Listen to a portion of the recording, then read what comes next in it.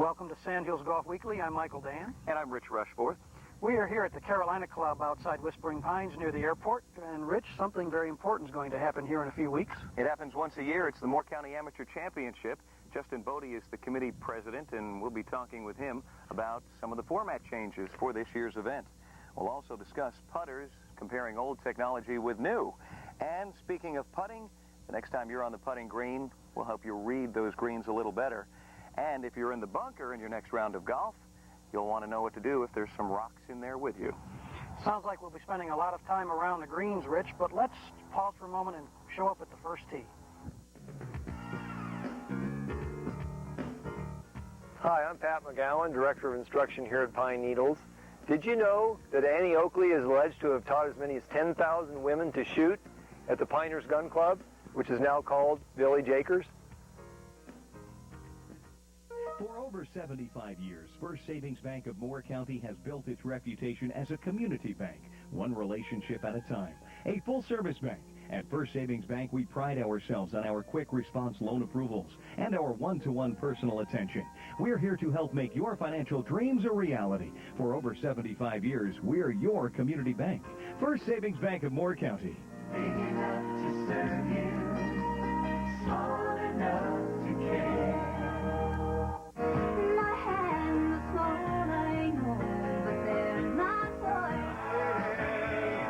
Waiting for you. Hear the morning wind down the cheek.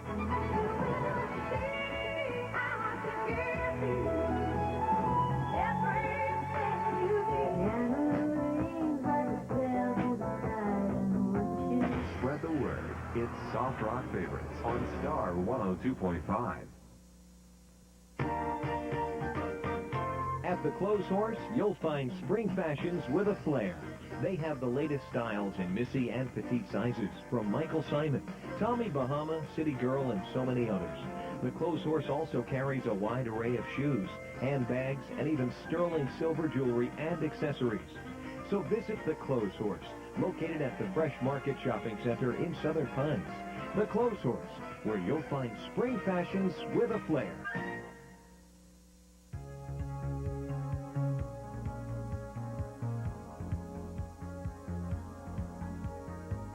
Let's take a tour of the Carolina. This Arnold Palmer design, located next to the Moore County Airport, opened to rave reviews in 1997. It has tremendous flexibility, playing as long as 6,900 yards and as short as 4,800 yards. The Carolinas Golf Association held one of its major women's championships there in 1999, and now the Carolina is set to host the 2000 Men's Moore County Amateur. The player who can place his iron shots with accuracy and finesse will win this year's event. The Carolina has large greens with several swales, sometimes severe, but often more subtle. You definitely do not want to be on the wrong side of several greens on this layout. The driving areas, for the most part, are generously wide, but the top players know how deceiving this is. To reach a specific side of the green, the player has to place his tee shot on a specific side of the fairway, a design characteristic used well by Donald Ross and now by Arnold Palmer and his architect Ed Say. You get a good feel for this on the par 4 8th hole, where tee shot placement can be critical. This hole actually has two fairways. Or take a look at the 10th hole, where a semi-blind tee shot has to go to the right spot. The par 3 holes are varied. The 4th plays over a dry marsh, while the 7th features a severely tiered green. The 11th to play long to a big green, while the 14th is a downhill shot that requires less club than the yardage indicates. The gently rolling terrain can get more consequential, such as a 100-plus foot drop on the par 5 16th. Again, we're going to have to see how some of Moore County's best fare out at the Carolina. The Carolina, a great place for golf.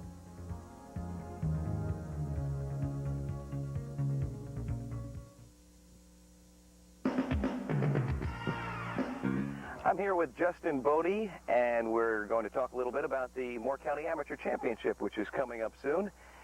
Justin, the Amateur Championship is going to be this year on the 22nd and 23rd of July. Is that a typical time of year for the Moore County Amateur? In the past, it's been kind of spread out throughout the summer. We probably started a little bit earlier than what we are this time because it was match play. Okay. This year, we're going to be able to do it over a weekend, being a stroke play medal tournament, and get it finished in a weekend. Therefore, we gave it a little bit longer, time for people to get their entry fees in and their schedules filled out. Okay. Yeah, that's an interesting point, the format change. A little history on the event. Moore County Amateur Championship. How long has this been going on? This is the 59th year of the tournament, and we're trying to maintain a good, strong tournament as it's been in the past. It is a change from match play to stroke play, but I think it's going to be able to be run a little more efficiently this way. In the past, it was getting to the point where you were calling your partner, whoever you might be playing for your next match. Sometimes they wouldn't be able to get together. Some matches would be in their third round, and this guy over here is still waiting to match up with his second round partner to get that match taken care of. So we might be able to be a little bit more efficient with this format. Okay. Handicaps obviously work into this. Do I have to be a 6 or a 4? Is there any limit? Absolutely not. It's still a tournament for any amateur in the county, as it always has been. And we encourage everybody to come out and play. It is going to be handicapped as best we can. That's always kind of a problem with amateur tournaments here and there, but we're going to have you fill in what your handicap is and present a handicap card, or at least a note from some professional in the area. Okay. That will attest to that's what you usually shoot, or in the area. How does the format work? Stroke play, you team comparable players up, and we do. We'll take the entry forms and look at the handicaps, take the 174 is what the field's going to be limited to, and then put them together as best we can. There's a computer program that will handle most of that for us to, take any bias out of it and get as good a field put together that will be compatible competition-wise for everyone. You don't want a 2 handicap in there with an 18. You throw off both of their games. Exactly. Yeah. We're at the Carolina now, the venue for the Moore County Amateur Championship. They've never held it here. A relatively new layout, Arnold Palmer design. Beautiful. How did you come to choose the Carolina? Well, a couple of years ago, before I was real heavily involved with running the tournament, they presented having the tournament to the Carolina and Wood Lake. Right. Both being under the same ownership, it was kind of, we'll have it at your venue for the next couple of years type of deal is how it came to pass. So it was at Wood Lake last year on the Maples course, which turned out to be a great tournament, and then we brought it up here for this tournament this year. Okay. We had a good question earlier today. How tough will the course be for folks who are going to play? Well, I tell you, it's a tough track, but we're going to set it up to make it playable for everyone, okay? You do have the opportunity, if you wish, to clarify yourself as wanting to be in the championship flight. Okay. So anyone is able to play in that championship flight if they want to go for the name on the trophy deal. Right. Otherwise, we're going to flight people, as best we can to make the tournament good and competitive. Now, the championship flight, obviously, we'll have the course set up for them, and then we'll set another group of tees up to have the regular amateur tournament or the open amateur tournament to play from for the rest of the field. All flights playing on the same days, just perhaps from different tee boxes. Right. Everyone except the championship flight will probably be playing from the same tee box. Okay. The championship flight probably from a little testier track of golf. Super. What typically wins? What kind of score are we talking about? Gosh, in the past, in the 59 years that it's been going on, I would imagine that anywhere from under par to, even par or really? So has probably been the winning score. The last couple of years, I know Win Solly has put scores together right around par or better. So that championship flight, we're looking to get, the best golfers in the county is what we want to have represent this trophy in this championship. And I imagine it's a pretty stiff field being in Moore County. It can be. This is obviously a county that revolves around the game of golf. A lot of history here, obviously, and we want a lot of the golfers here to represent that with this tournament. No doubt. All right, for folks to get signed up, who do they call? Where do they go? How does it work? What does it cost? The entry forms are at the pro shops. They're at Spoon and Mashie. They're at Roberts Golf, both of those down on US 1. Right. They're in a lot of the golf pro shops around at the different country clubs. They are out here in the Carolina as well. You could call any of those golf shops, get the information, drive by any of the Spoon and Mashie, Roberts Golf, the Carolina here to pick up an entry form.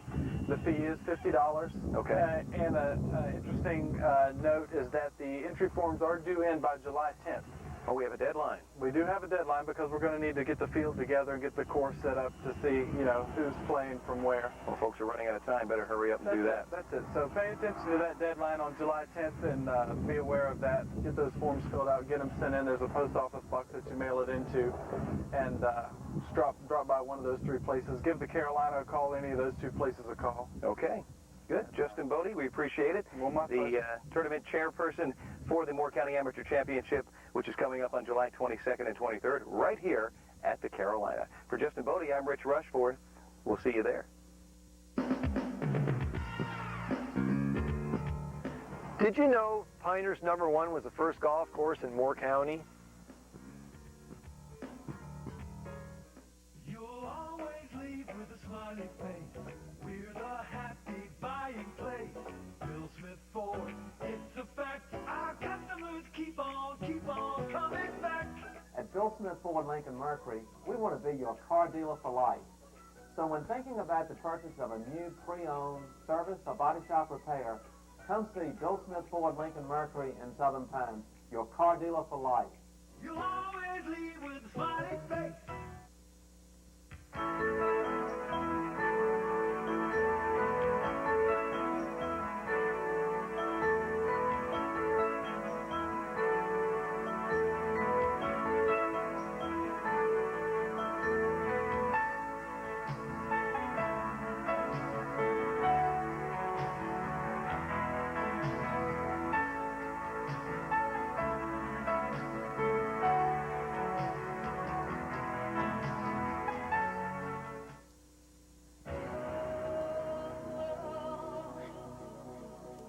Animal cruelty is a violent crime that needs to be taken seriously.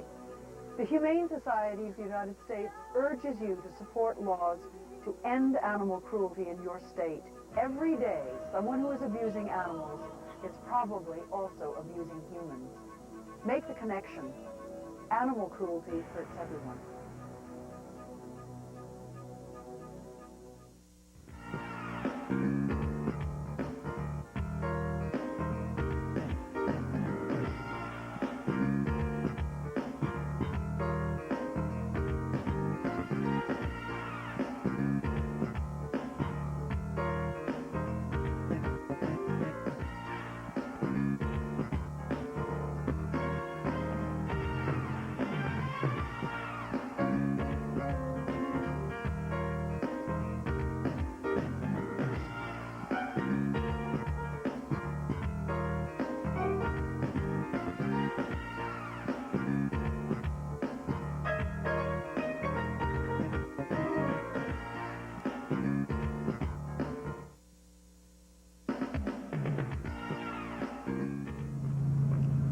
In today's golfing fitness segment, we're going to take a look at some of your choices at the halfway house.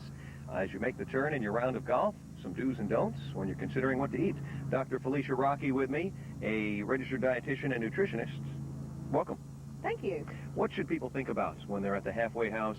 They're looking to recharge to make it through the next 9, whether you're playing 18, 27, or 36. Well, there are some do's and don'ts to consider when you're choosing a power-packed snack at the halfway house. Oftentimes, people reach for what appeals to them, like a hot dog. And you probably know that a hot dog's not the best choice. What if I put mustard on it? Is it okay then? Mustard's not going to make it a lot better either. How about washing it down with a cold adult beverage, perhaps a beer?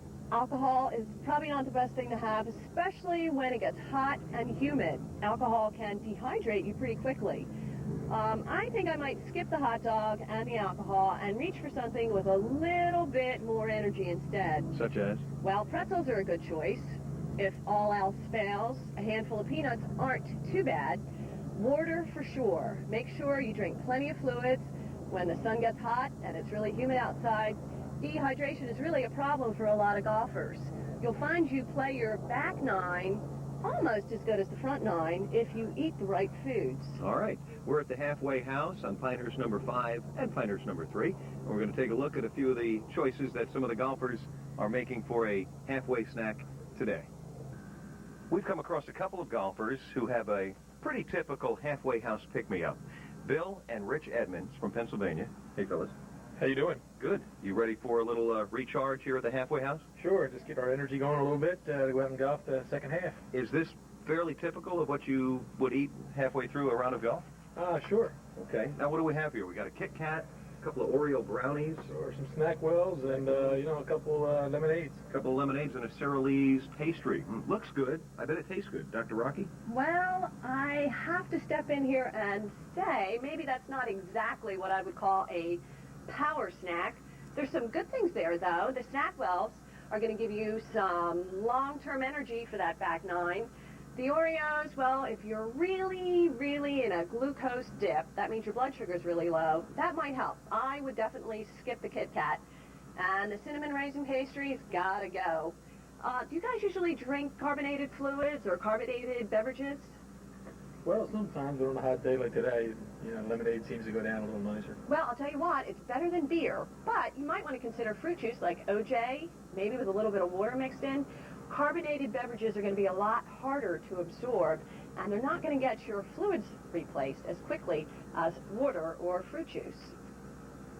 Well, thanks for the advice. Appreciate that. Oh, no problem, and good luck on that back nine. Oh, got to be better than the front nine. Hit him well, fellas. Thank you. Okay, Felicia, so to recap, what are we supposed to do in preparation for a round of golf, or at least think about when we get to the halfway house? Well, actually, there's two things I would do. First of all, I'd eat a good breakfast, because that's going to fuel you on the front nine. Now, for the back nine, it's a little bit trickier. The halfway house is going to give you some really good options, but you might want to think about packing your own lunch. Well, let me go back. Breakfast, a lot of carbs. What do we have? A lot of carbs is probably a good idea. Healthy cereal, some OJ, skim milk. Make sure you drink some fluids. And then pack something with your golf clubs. Maybe half a sandwich, peanut butter, bananas, low-fat yogurt, granola bar. And plenty of water. Plenty of water, especially as it heats up. Dehydration is something you got to consider, and drinking lots of water is going to help you par the course. And that's been Golfing Fitness for today. For Dr. Felicia Rocky, I'm Rich Rushforth.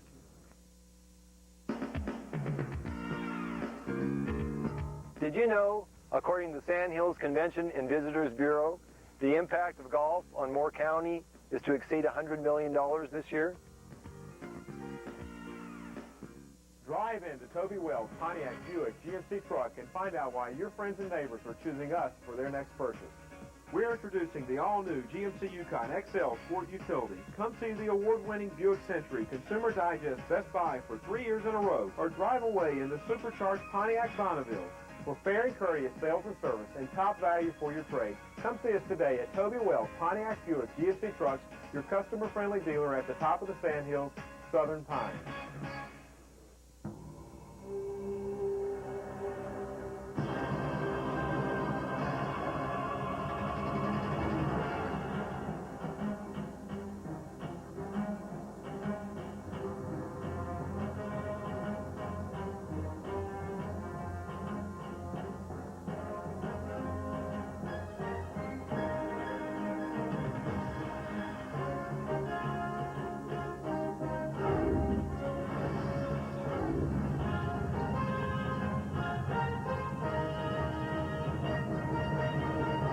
It is a test, not just of strength, but of the power of the mind.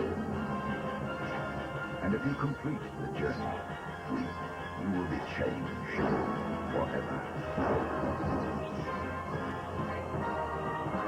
The few, the proud, the Marines.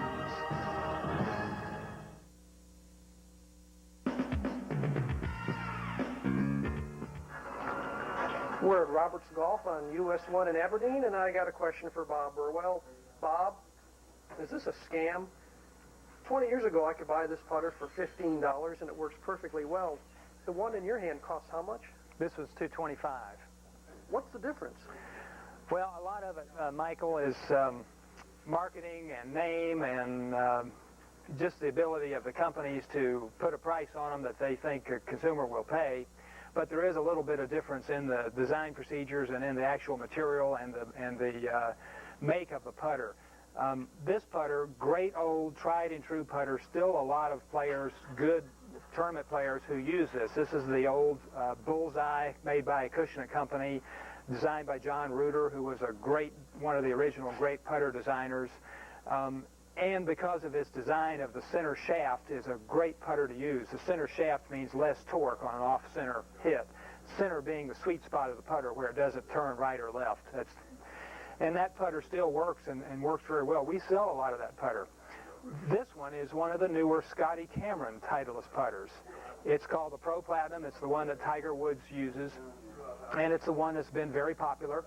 It's made of a different material. This is a manganese bronze. I'm not sure what this is. They have been making these of a pure gunmetal, which is a very soft carbon steel, and it gives a soft feel to the player's hands. It has been milled on the face, and that's to give a perfectly flat surface so that you get if you make a perfect stroke, you get a perfect result. If you have a perfect golf ball down there on a perfect green. Is this not also, when this is not milled, what does that mean? Well, it means it could have, if you look closely enough under a microscope, it could have some waves or imperfections in the surface, which, may or may not affect a putt. I think more of it is probably in the golfer's head than it actually is in a golfer's hands. There's a lot of waves up there. Yeah, a lot of them. But this putter, $225, still sells. I guess it boils down to a golfer's psychology. Am I worth $225? Do I want to play with the same putter that some of the best players in the world play with? And that's the price I have to pay to get it. And that's the price that Titleist has said is worth it. And they, of course, spend a lot of money on marketing, making you believe that it is worth it. But you may pick this putter up and putt no differently. You may putt better. It's just one of those intangible things that the player has to deal with. We probably sell proportionally as many of these used as we do these used. And everybody knows that their game is just off and on with their putter, sort of like a nice relationship. There's nothing you can do. It just comes and goes. You putt well one day with a broomstick, and the next day you can't putt with a $225 putter. So, but it's just part of the game that is part of the game. I mean, you've seen the greatest players in the world miss putts like that, and then you've seen hackers make 50-footers. So you tell me. You saw me make that. And there's all types of putters also that I've never seen a putter that somebody wouldn't buy, and we have every configuration you've ever seen, from tall putters to short putters to backwards putters to offsets, non-offsets, onsets, all types of materials. It just goes on and on and on. And there's a putter out there for everybody. You just got to find him. Hello. I'm Bob Flint, Director of Instructions at Legacy Golf Links. I'm here to help you read your putts today. One of the common misconceptions I think that people do is when they go to read a putt, they look at a very narrow alley.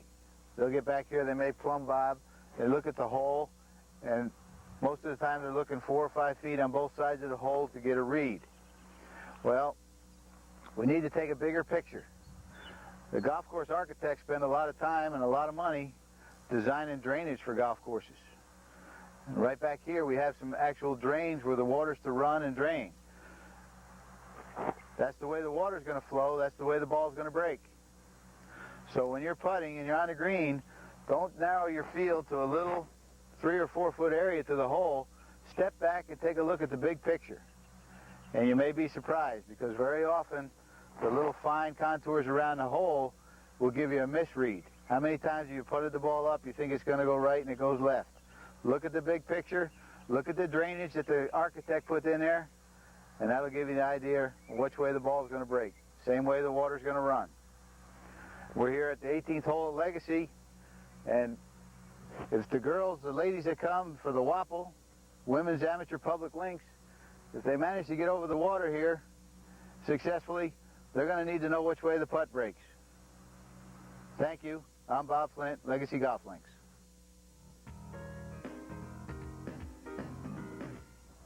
Say, Michael, in a situation like this, when I have my ball in a bunker and there are rocks around it, or sticks, or something else, am I allowed to move them out of the way, or do I have to play the shot as it lies? We'll have to look at the local rules first, Rich. Let's see. It's not on the local rules here, so yes, you will have to play it as it lies. You may not move the rocks.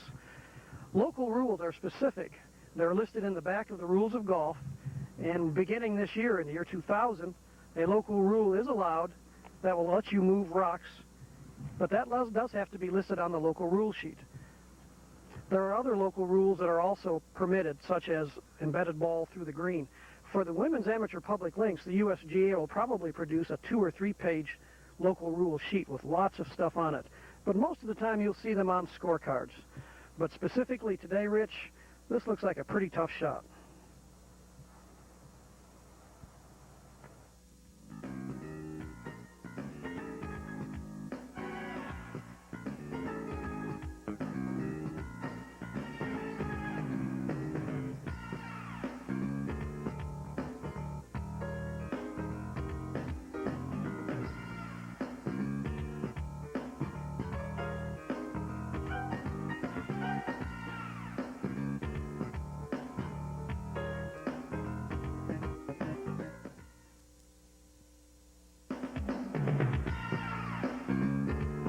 Did you know in 1962, Laban Harris Jr.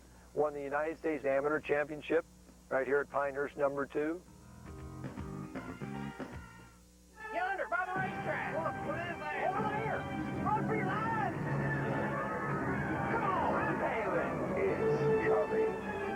Boys, I do believe it's time to call in cavalry. All right, now, let's hit him with everything we've got. Press fire. Acro. The terror of the zone. Holding at the new North Carolina Museum of Natural Sciences in Raleigh. I think Special Olympics is wonderful. The best thing that I've ever done in my life. I tell my athlete, yeah, but he's brave. He made it this far. The best thing that's ever happened to me because I became something I always wanted just to be a part of. Just like a flower, it just made me blossom. Doesn't matter if you win or lose. Just try your best. I think we're called Special Olympics because we're special people. I just feel a little proud of myself to reach so far. I wanted to be an athlete. The Special Olympics gave me that opportunity. You might can outlead me, but I can outrun you. It's changed my life forever. Changed my whole life, my whole attitude. I have been given a special gift. I'm happy. I'm wonderful. And I think that's great.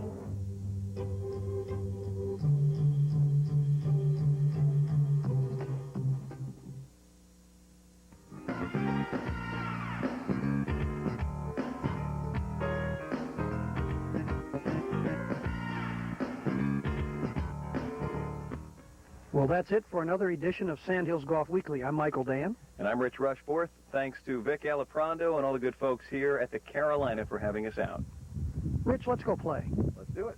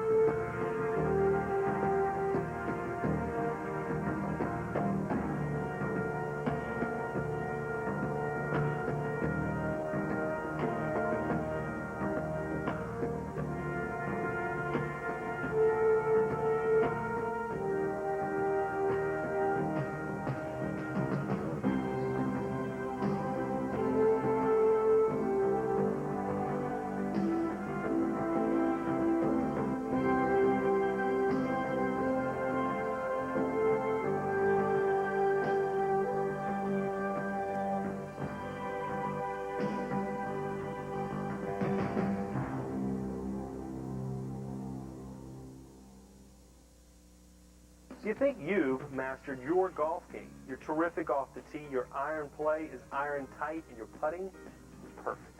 What's left? Plenty.